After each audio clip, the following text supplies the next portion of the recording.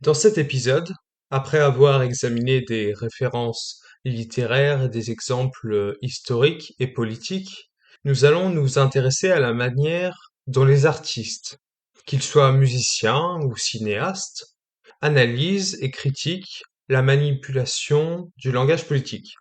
Depuis longtemps, l'art constitue un espace privilégié pour questionner les discours officiels. Contrairement au discours politique ou institutionnel, l'art n'est pas contraint par les règles du pouvoir ou de la communication stratégique. Les artistes peuvent donc exposer les contradictions du langage politique et révéler les mécanismes de manipulation qui l'accompagnent, en toute liberté. Dans le domaine de la musique, plusieurs genres ont développé une tradition critique particulièrement forte. Par exemple, le punk, apparu dans les années 1970, s'est construit autour d'une critique directe des institutions politiques et médiatiques. Des groupes comme The Clash ou Sex Pistols dénonçaient déjà la manière dont les gouvernements utilisaient le langage pour masquer certaines réalités sociales. Dans leurs chansons, les slogans politiques sont souvent tournés en dérision, afin de révéler leur caractère artificiel et mensonger. Le rap, notamment aux États-Unis et en France, s'inscrit également dans cette dynamique. De nombreux artistes analysent la manière dont les discours politiques et médiatiques influencent la perception de la réalité. Certains textes mettent en évidence l'écart entre les promesses politiques et les conditions de vie réelles des populations après application de ces dites réformes révolutionnaires. Dans le cinéma, plusieurs œuvres ont également exploré la question du contrôle de l'information et du langage. Le film V for Vendetta, sorti en 2005 et inspiré du roman graphique d'Alan Moore, présente une société autoritaire dans laquelle le gouvernement contrôle totalement les médias. Les chaînes de télévision diffusent en permanence des messages destinés à orienter l'opinion publique.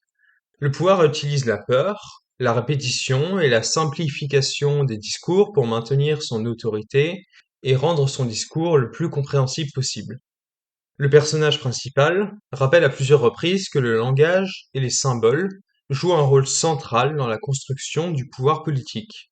Un autre film souvent cité dans cette dynamique est The Truman Show, réalisé par Peter Weir en 1998.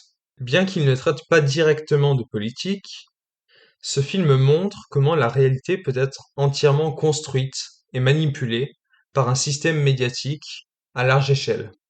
Le personnage principal, dans ce film, vit dans une ville artificielle où chaque élément de son environnement est contrôlé par une production télévisée. Cette œuvre illustre une idée proche de la logocratie. Lorsque l'information est entièrement contrôlée, la perception du réel devient elle-même une construction. Dans le domaine des courts-métrages, plusieurs artistes contemporains travaillent également sur les mécanismes de propagande et de manipulation du langage. Certains détournent des slogans politiques ou publicitaires afin de révéler leurs contradictions. Des artistes comme Barbara Kruger, par exemple, utilisent des images accompagnées de phrases courtes et percutantes pour analyser les rapports entre langage, pouvoir et médias. Ces œuvres reprennent souvent le style graphique de la publicité afin de critiquer précisément les mécanismes de persuasion utilisés par les institutions et les grandes entreprises. L'art permet aussi de mettre en lumière un phénomène central. Les mots ne sont jamais neutres. Ils portent toujours une vision du monde. Lorsque certains groupes, et notamment politiques, contrôlent les mots utilisés pour décrire la réalité, ils influencent également la manière dont cette réalité est comprise, vécue et dictée. Cependant, l'influence de l'art reste limitée. Dans un monde médiatique, dominé par l'information instantanée et les réseaux sociaux, les œuvres artistiques critiques peuvent parfois être marginalisées et ainsi le débat public est souvent structuré par des formats courts et des débats dénués de sens puisque dépouillés de leur complexité. Or, l'analyse des mécanismes logocratiques nécessitent du temps, de la nuance et une réflexion approfondie.